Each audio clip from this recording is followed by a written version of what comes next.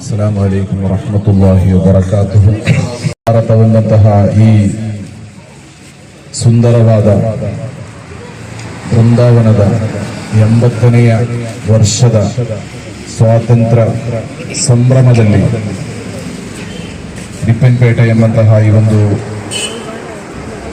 ಹೆಸರಾಂತ ಗ್ರಾಮದಲ್ಲಿ ಮುಹಿಯುದ್ದೀನ್ ಜುಮ್ಮಾ ಮಸ್ಜಿದ್ ತೈಜೀಜುಲ್ ಇಸ್ಲಾಂ ಮದ್ರಸಾ ಇದರ ಸಂಯುಕ್ತ ಆಶ್ರಯದಲ್ಲಿ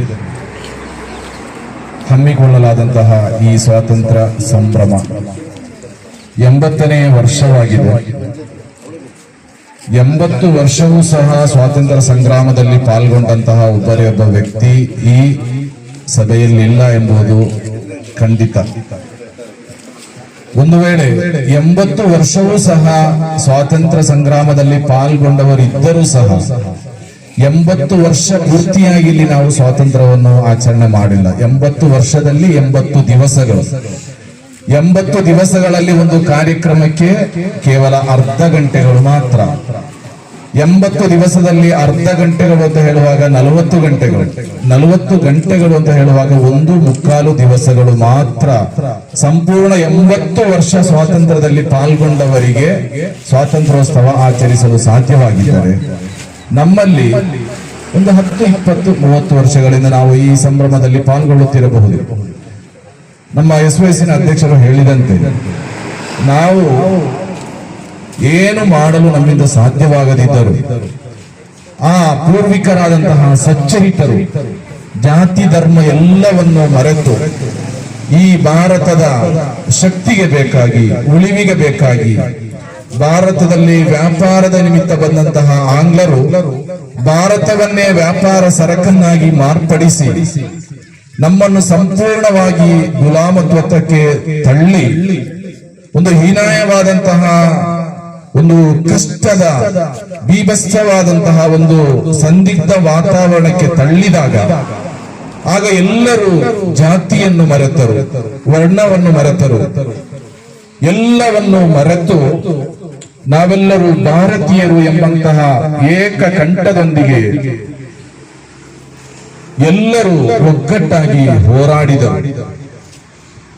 ಆ ಹೋರಾಟದ ಫಲವಾಗಿದೆ ಇಂದು ಹಿಂದೂ ಧರ್ಮದವರು ಸ್ವತಂತ್ರವಾಗಿ ಅವರವರ ದೇವಸ್ಥಾನಗಳಲ್ಲಿ ಪೂಜೆ ಮಾಡಲು, ಕ್ರೈಸ್ತ ಧರ್ಮದವರು ಅವರವರ ಇಗರ್ಜಿಗಳಲ್ಲಿ, ಚರ್ಚುಗಳಲ್ಲಿ ಪ್ರಾರ್ಥಿಸಲು, ಮುಸಲ್ಮಾನರು ಸಧೈರ್ಯವಾಗಿ ಮಸೀದಿಯ ಮಿನಾರಗಳಲ್ಲಿ ಬಾಂಗ್ ಮೊಳಗಿಸಲು, ನಮಾಜ್ ನಿರ್ವಹಿಸಲು, ಎಲ್ಲ ಧರ್ಮದವರು ಅವರವರ ಧರ್ಮಕ್ಕೆ ಅನುಗುಣವಾಗಿ ಇಲ್ಲಿ ಜೀವಿಸಲು ಅವಕಾಶ ಮಾಡಿಕೊಟ್ಟದ್ದು ಆ ಪೂರ್ವಿಕರಾದಂತಹ ನಮ್ಮ ಹಿರಿಯ ಹೋರಾಟಗಾರರು ಎಲ್ಲವನ್ನು ಮರೆತು ಹೋರಾಟ ಮಾಡಿದ ಫಲದಿಂದಾಗಿದೆ ಎಂಬುದರಲ್ಲಿ ಸಂದೇಹವಿಲ್ಲ.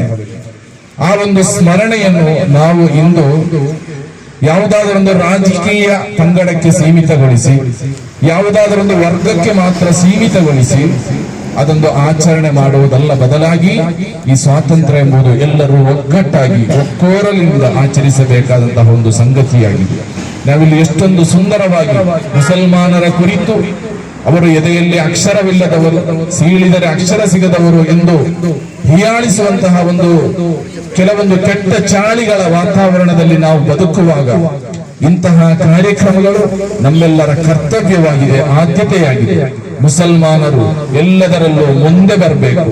ನಾವು ನೈಜವಾದಂತಹ ಮುಸಲ್ಮಾನರು ಎಂದು ನಾವು ಹಣೆಪಟ್ಟಿ ಕಟ್ಟಿಕೊಳ್ಳಬೇಕಾಗಿಲ್ಲ. ಆತ್ಮೀಯವಾಗಿ ನಮ್ಮೊಂದಿಗೆ ನಾವು ನಮ್ಮ ಭಾರತದೊಂದಿಗೆ ಇಟ್ಟುಕೊಳ್ಳುವಂತಹ ಅದಮ್ಯವಾದಂತಹ ಪ್ರೀತಿ ನಾವು ಭಾರತೀಯರು ಎಂಬುದನ್ನು ಸಾಬೀತುಪಡಿಸುತ್ತದೆ. ಆದ್ದರಿಂದ ಯಾವೊಬ್ಬ ಹೋರಾಟಗಾರರು ಈ ಒಂದು ಭಾರತವನ್ನು ಉಳಿಸಲು ಬೇಕಾಗಿ, ಆಂಗ್ಲರ ಕಪಿಮುಷ್ಟಿಯಿಂದ ರಕ್ಷಣೆ ಮಾಡಲಿಕ್ಕೆ ಬೇಕಾಗಿ ಹೋರಾಟ ಮಾಡಿದ್ದಾರೋ ಆ ಒಂದು ಗುರಿಯನ್ನು ಮುಂದಾಗಿಸಿಕೊಂಡು ನಾವೆಲ್ಲರೂ ಈ ಭಾರತವನ್ನು ಕಟ್ಟಲು ಬೇಕಾಗಿ, ಭಾರತವನ್ನು ಜೋಡಿಸಲು ಬೇಕಾಗಿ, ಉಳಿಸಲು ಬೇಕಾಗಿ ಎಲ್ಲ ಧರ್ಮದವರೊಂದಿಗೂ ಸಹಬಾಳ್ವೆಯೊಂದಿಗೆ ಬದುಕನ್ನು ಕಟ್ಟಿಕೊಳ್ಳುತ್ತಾ ನಾವು ಸಾಗಿದರೆ ಯಾವೊಂದು ಗುರಿಯನ್ನು ಇಟ್ಟು ಇಲ್ಲಿ ಸ್ವಾತಂತ್ರ್ಯವನ್ನು ಪೂರ್ವಿಕರು ತಂದುಕೊಟ್ಟಿದ್ದಾರೋ ಅದು ಸಾರ್ಥಕವಾಗುತ್ತದೆ ಎಂದು ಈ ಸಂದರ್ಭದಲ್ಲಿ ಹೇಳುತ್ತಾ, ಈ ವರ್ಷ ಅಲ್ಹಮ್ದುಲಿಲ್ಲಾ ಅಲ್ಲಾಹನ ಅಪಾರವಾದಂತಹ ಅನುಗ್ರಹದಿಂದ ಒಳ್ಳೆಯ ರೀತಿಯಲ್ಲಿ ಪ್ರತಿ ವರ್ಷದಂತೆ ಕಾರ್ಯಕ್ರಮ ನೆರವೇರಿದೆ. ಇಲ್ಲಿನ ಈ ಒಂದು ವೇದಿಕೆ ಇಲ್ಲಿ ಇಂಟರ್ಲಾಕಿನ ವ್ಯವಸ್ಥೆ ಎಲ್ಲ ನಮ್ಮ ಅಧ್ಯಕ್ಷರ ವತಿಯಿಂದ ಮಾಡಿಕೊಟ್ಟಿದ್ದಾರೆ. ಅಲ್ಲಾಹು ಸುಬ್ಹಾನಹು ವ ತಆಲಾ ಅದು ಕಬೂಲ್ ಮಾಡಲಿ. ಅದೇ ರೀತಿ ಇವತ್ತಿನ ಈ ಒಂದು ಸಂಭ್ರಮಕ್ಕೆ ಬಂದು ಸಹಕರಿಸಿದ ತಮಗೆಲ್ಲರಿಗೂ ಸಹ ಅಲ್ಲಾಹನು ಒಳ್ಳೆಯದನ್ನು ಮಾತ್ರ ಕರುಣಿಸಿ ಎಲ್ಲ ಕೆಡುಕುಗಳಿಂದ ಅಲ್ಲಾಹನು ನಮ್ಮೆಲ್ಲರನ್ನು ಮುಕ್ತಿಗೊಳಿಸಲಿ. ಎಲ್ಲರೂ ಒಗ್ಗಟ್ಟಿನಿಂದ ಎಲ್ಲ ಧರ್ಮವನ್ನು ಎಲ್ಲ ಜಾತಿಯನ್ನು ಪ್ರೀತಿಯಿಂದ ಕಂಡು ಸಹಬಾಳ್ವೆಯಿಂದ ಬದುಕೋಣ ಎಂದು ಸ್ವಾತಂತ್ರ್ಯದ 80ನೇ ವರ್ಷದ ಈ ಒಂದು ದಿನದಲ್ಲಿ ಶುಭ ನುಡಿಗಳನ್ನು ಹೇಳುತ್ತಾ ನನ್ನ ಮಾತಿಗೆ ನಾನು ಕಡಿವಾಣ ಹಾಕ್ತಾ ಇದ್ದೇನೆ. ವಾ ಆಖಿರು ದಅವಾನಾ ಅನಿಲ್ ಹಮ್ದುಲಿಲ್ಲಾಹಿ ರಬ್ಬಿಲ್ ಆಲಮೀನ್.